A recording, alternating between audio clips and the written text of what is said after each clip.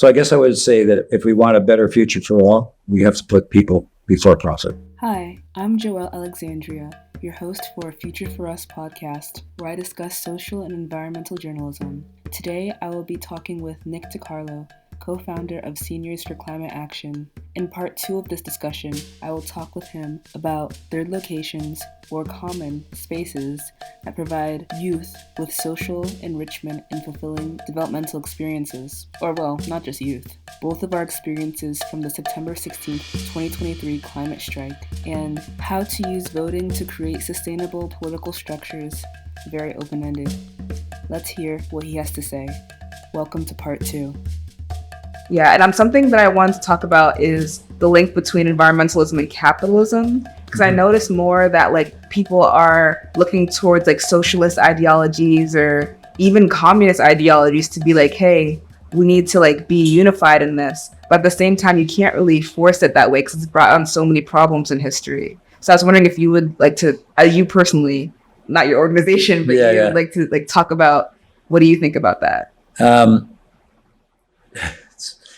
So, what do I think about that? Well, there's several things to say, and it's not easy to put it in a quick thought. But in my experience in the health and safety movement, companies knew about problems that were killing people in their workplaces and hid it for decades. Cigarette companies hid the fact that they were killing people with tobacco for decades. They paid big money to cover it up. Exxon Mobil predicted in the 1970s the exact graph of global emissions. It's come out now. They knew it. They knew exactly what was going to happen. They predicted it almost to the T, how the emissions have grown and the impacts. But they hid it because they claimed publicly that there was not a problem with the climate crisis because their profits were at stake. So one of the problems we have with capitalism is and the markets is that they serve themselves. They don't serve society. They don't claim to. Well, they claim that indirectly they do. But their objective is to maximize their profits. It's to serve themselves. The problem with that is that as a global, as a global population, we can't operate where we hand off the responsibility to somebody else. Whatever they do is fine. It doesn't work that way. And proof is in the pudding. It's not working. So there's that whole problem. The other problem is that there's a real imperative for growth. You have to keep, if in capitalism, you have to keep producing new, different products, whether they're useful or not, and sell them in order to keep your profits coming in. You have to keep more profits coming in because you can't, the dynamic is it has to keep growing. So what happens is we produce way more than we need. It doesn't get distributed too evenly. It gets consumed by a very small part of the population. And the waste is enormous, and the impact on the environment is enormous. And the global, encroachment on the natural environment is massive because of this. We trade across the globe. Well, so, you make a part in Canada, send it to the States to add another part, and then that part may go to China to make it do another part, and then come back here as a finished product. There's all these global movements that are not necessary, but they're profitable. And so this whole growth imperative, this decision-making process primarily based on those who are the richest make the most important decisions, means that we're left in the situation we're in. So clearly we cannot, if the social imperative is to survive, if the social imperative is to reunite with nature, we can't rely on market economy to do that. It's not going to do it. It never has, and it's not a future we can rely on. Yeah, I definitely see that sentiment. But at the same time, people are saying like it's not like that easy just to like change people's minds about that, right? Because it's so interconnected. That's why like the environmental movement is so complicated because of all these different factors. It's not just about like it is about humans impacting the environment, but the way we do it is very, very complex because we are complex. That's right. So it's very frustrating. But it's interesting as you mentioned the third is it third location. Third location. Well, what I refer to that as the commons. So historically, it was the idea of the commons, where there's areas where people belong to people, and people congregate, and people live together and share together, etc. Similar concept, but the fact that it's arising in people's feelings, it's a natural thing that would happen, and it is about starting to say, well, what's society for? Who is this? Who's this city for? Who's this country for? Is it for the people who can make the most money out of it? Or do we actually need to be able to, work together more? Yeah, it's definitely an interesting process. And it's just, there's no real way to fix the issue except for working together. But that's so peace and love and not realistic, I don't think. But I think that there's a lot of progress, especially your organization.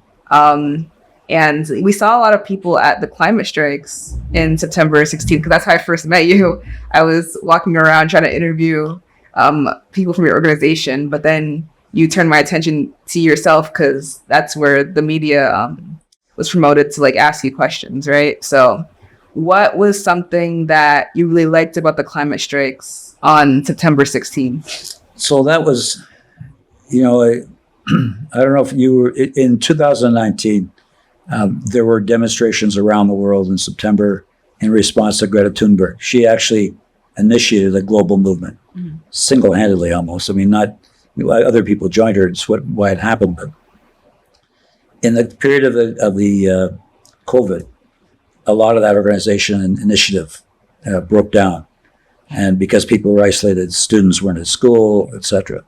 So this demonstration in 2023 in September was starting to reignite that movement. And so I think it was very successful in those terms. So we participated as Seniors for Climate Action. We participated in the organizing of that particular demonstration. We had about between 2,500 and 3,000 people. That's my estimate. And in 2019, we had 25, 30,000 people. So it's not the same. And there's reasons for that. I think COVID is one of them. But it's also that, as we were talking about earlier, the economic crisis is intensifying. There's things that compete for people's attention. And so I think it's harder to rebuild, even though this year is the one where we saw the fires across the country. We see, and around the world, we see the catastrophes are happening related to climate change, global warming. In spite of that, it's still hard to get people to move to action because it seems so difficult. So as you were mentioning before, the question is, well, how can we change it anyway? Besides which, I've got other things I have to deal with right now. And I'm, good luck to you. I'm glad you're doing it, but I got to deal with this problem that's in front of me right now. So we have to solve that problem of how to work together. And we have to find a way to do it. And I know it's not easy to picture, but by building community and sense of solidarity, it's because one of the things I was going to mention earlier, one of the things that seniors feel just like others is climate anxiety, psychological anxiety, isolation, the feeling that powerlessness. When you work together in community, you can build a sense of solidarity, a sense of power, and it can change how you feel about yourself and about your attitude to the world. So that's what we're relying on in organizing, is that sense of solidarity that has to be built, but it has to be linked to the other social problems. You can't just be over here talking about climate and over there talking about social justice issues. They have to be linked together. Yeah. I think part of the reason why they're not linking it together is because it's confusing, because I don't think people understand how one impacts the other unless they're hyper aware, or social justice is their job, sort of thing. I was thinking that in terms of education, that could be a bridge to gap where people think more, not open-mindedly, but more intersectionally. Because I was telling you earlier, even in school, because I'm doing an engineering program right now, and when they talk about different units that we can apply our engineering skills, they go plastics, petroleum, solar, and then environmental. But this should be an underlying thing throughout all of these issues. So I think intersectionality should be taught in schools, And that's not really something that I'm seeing right now. No, and there's a reason for why we're not seeing it. Because that's precisely what keeps the power structure the way it is right now, is that the intersectionality connections are not made. It's very important for oil companies, for people who have the wealth that actually, makes the decisions in our society, and for governments that, promote that kind of approach to society, not to have that intersectionality. Because once it's made, once it's understood, the questions arise. Why are we doing what we're doing? Mm-hmm. And people work together instead of working at odds with each other.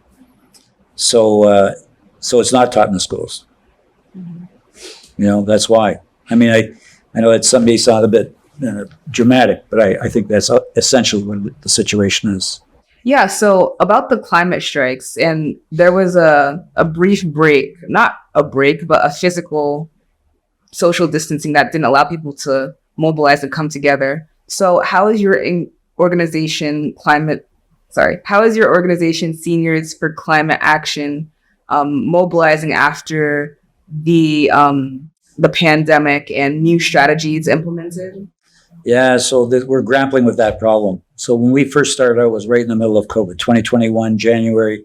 We relied primarily on webinars to reach people, and we would mobilize people that we reached to participate in demonstrations.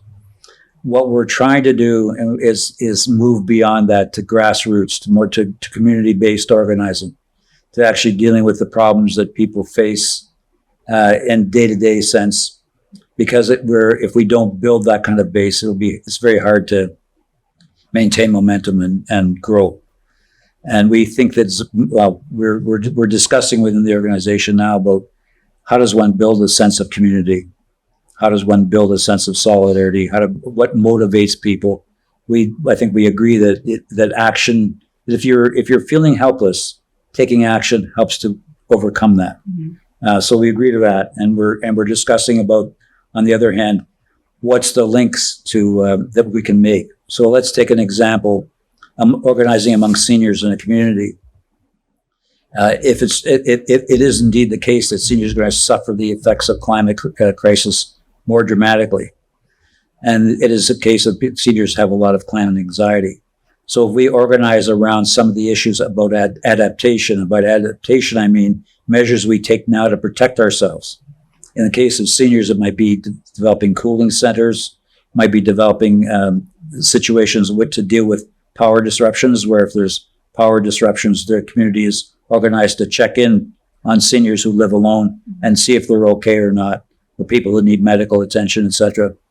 It might be things like in the winter, heating centers or power centers. Different ideas around how the community could organize and make demands on the political structures to create things that will help deal with these crises. And in that process, we deal with some of the problems that people deal with in real life, rather than sort of like a future prospect. And it may be the way to start organizing to build that sense of community. And so you don't have to convince somebody about a climate crisis when you're talking about what do you do during a power disruption. On the other hand, you could talk about the climate crisis. You could talk about the poverty that means that the power disruption, that they're left without any way to deal with it. And you could talk about why this is happening.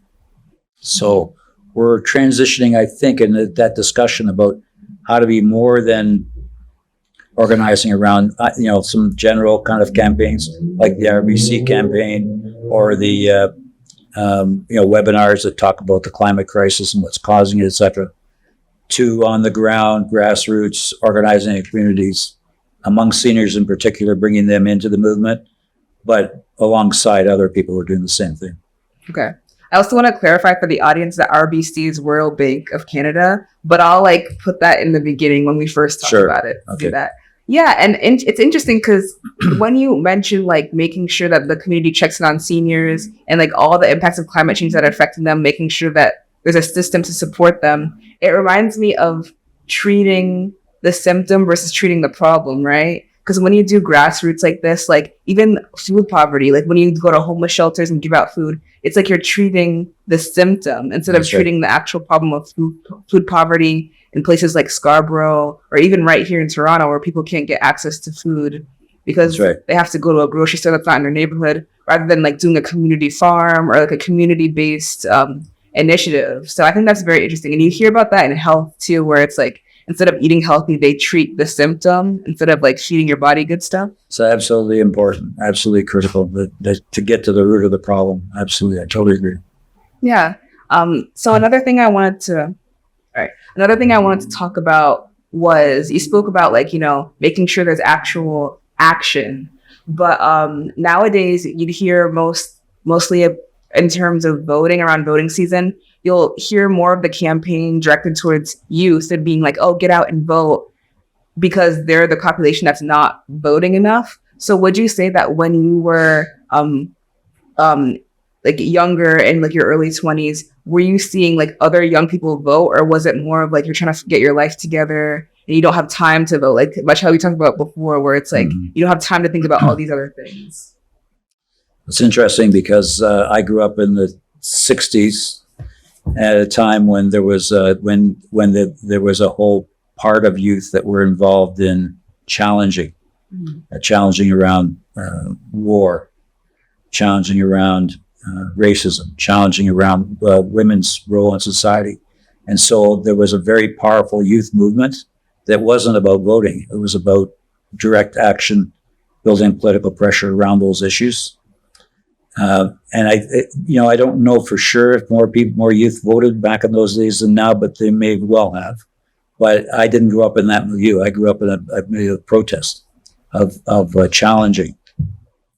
So the voting, I think people don't vote because they don't think it makes any difference. And there's some truth to that. There's some truth that it doesn't change much, because you vote for one party or another and things stay the same. But that doesn't mean that one shouldn't be involved in politics. It's just, you have to be involved, not just looking to the vote, but looking to how you build political pressure. And trying to talk about how that happens is something that I think, I feel that young people feel the frustrations of the fact that that things don't change, that the mess they're in was not their doing. And, but what are you going to do? And that's where I think the problem is, because we have to do something. Yeah. But how you do it, that's the discussion we have to have. Mm-hmm. There was something I was listening to as well. I think it had to do more with, what did it have to do with? I think it was either like education or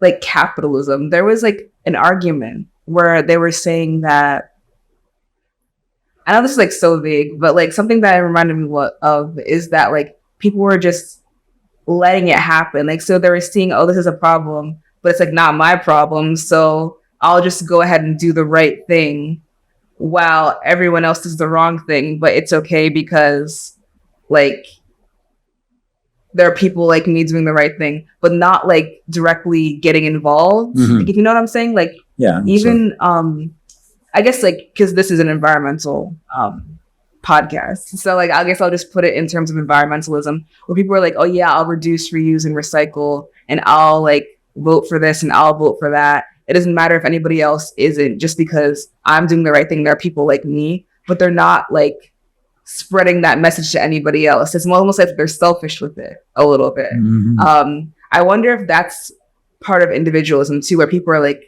saying, oh yeah, I voted or I did this, and then making everybody else feel bad. I don't know if that's anything valid, because if you feel bad, then it's like, what do they say? Like, hit dogs holler. But it's not on the individual, right? Like, it's on the collective, which is what we've been saying, like the theme of this podcast, really. That's interesting, because you can have that kind of feeling of, at least I did the right thing, you people didn't, and you put the blame on somebody else. But it's not an individual problem. I think you're right. That's looking at it very individualistically. It's also not really having much confidence in other people, or really really believing that. So in a way, it's looking down on other people, and it's individuals in that sense as well. Yeah. People don't get involved in movements, and people who don't vote a certain way, etc. It's not because they don't care as such. It's just there's many reasons, but they're the people we have to win over because we're in this together. So we can't treat it as if I'm okay. It's they're the problem. We actually have to say, if they're not doing it, what am I not understanding about why they're not doing it? Yeah. And we have, how do I talk to them about it? How do I build a movement that's going to do something? So I think that's really important.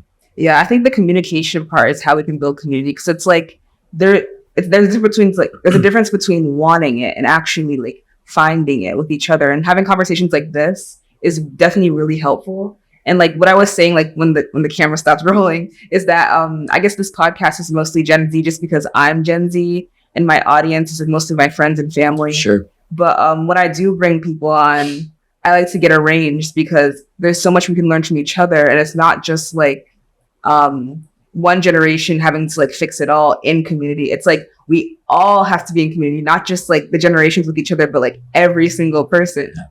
So yeah. And you talked earlier about intersectionality. That's so important to understand that that things are related, that if we don't treat them as related, we'll never solve them. And I have a question for you. Oh, okay. So you mentioned when we were talking earlier about this display that was on the September 16th demonstration, and maybe you could describe it, how it closed at the end and said, this is a blip in history. Yeah. So there is a person who was talking about the history of environmentalism in Canada, starting with the conservation starting with the grabbing of native lands and then industrialization and then consumerism, all that stuff. But then the future was very green. So the way it looked on a mural was that on September 16th during the climate strikes, someone had a mural on the ground, and the start was a very clean environment. And then it got really dark and murky because of all the pollution. And then it became brighter, and we have a brighter, greener future. And the way the mural works is that if you collapse it, the start and the end are just one clean environment, and the pollution is in the backgrounds. I really did like that. And something interesting that I wanted to ask you, but you co-opted that. Sorry. No, it's okay. Something we could both talk about is the person who was talking about the mural said that it was collapsible because it represented a blip.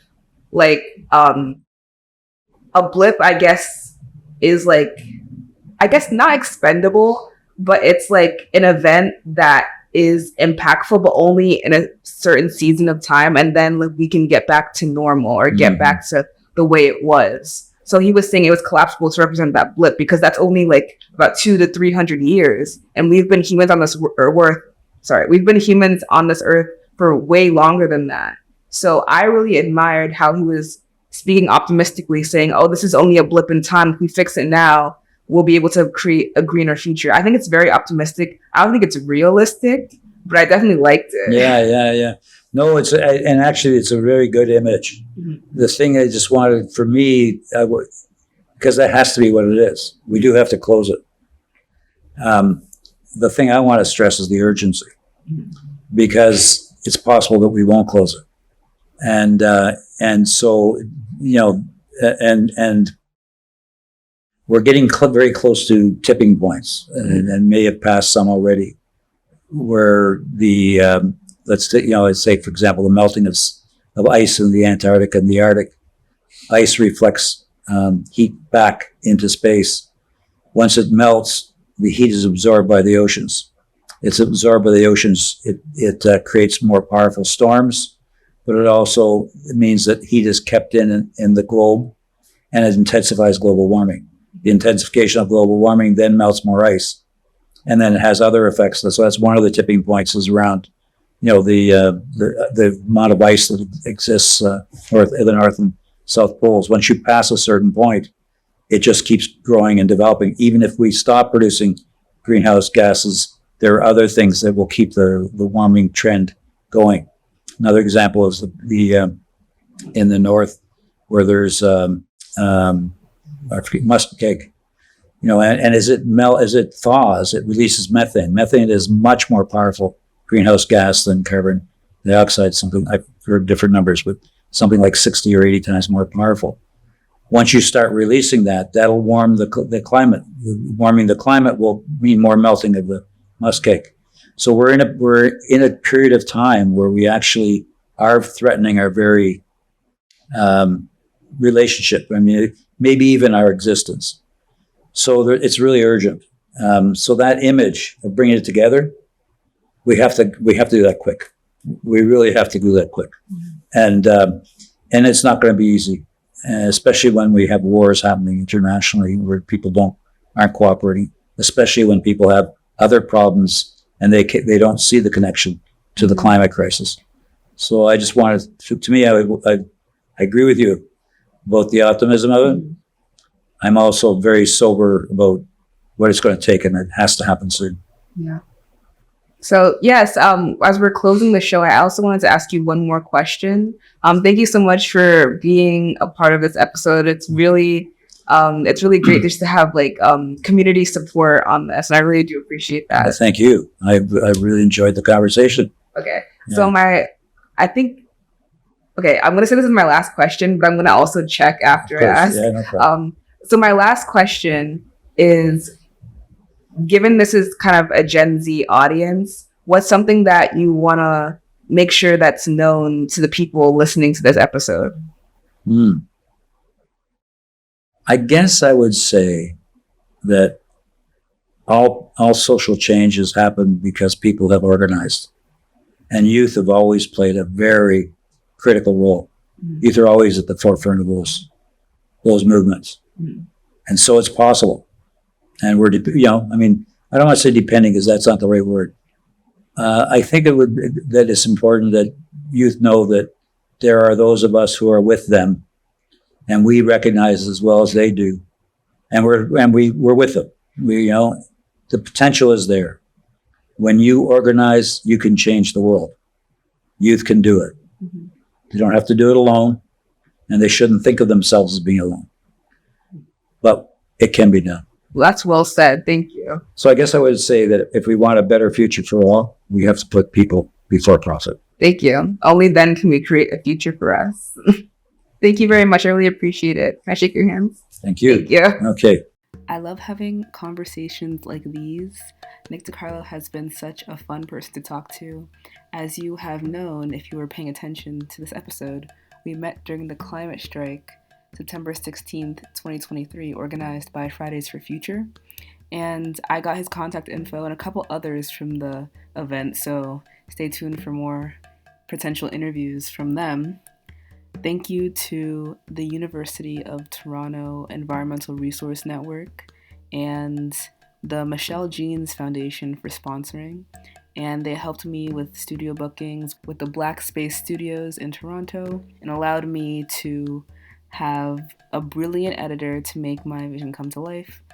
If you're seeing this, then you know that this may be on YouTube by now because I'm expanding my horizons, of course. The video component for this episode will be exclusively on my Instagram, A Future for Us, Spotify, because Spotify allows for videos now, and YouTube. For more conversations like these, please follow me on Instagram. And this podcast is available on Spotify, Apple Podcast, Google Podcast, and wherever you stream. Until next time, my book recommendation of the month is, Journalism, Citizenship, and Surveillance, Society by Karen Wall Jorgensen. I had to look it up because I can't read my handwriting. Anyway, this book we were setting up the studio space and everything. He was telling me about this book and just talking about how journalism is a little bit different than it was previously. And I don't want to say it's off topic because, as we've known, if you've been listening to my podcast, everything is intersectional, isn't it? So we all knew that. Not a surprise at all. But yeah, that's my book recommendation of the month. I really enjoy Karen's or Wall Jorgensen's insights as a person who practices journalism. And even if you don't, it just talks about how surveillance society shapes and kind of creates the discourse that is in journalism and in media. Like, you know, you see people recording people at the gym and like exposing them, or even just kind of like accidentally being a mean person online, and how that shapes the digital forefront. Anybody can have their own news network, to be honest, if you have a phone in your pocket. So that's what's allowing me to be on this platform, having a computer, having a phone. I am very privileged to be able to use tools for surveillance and tools for media to have this platform. But anybody can do it now. Like on the news, you see like videos of people like submitting their own. Like you don't even have to like have a professional setup or have a professional setup. You just have to be there and submit your stuff to the news and they'll play it. So yeah, I like that book. Anyway, until next time, for real this time. Bye.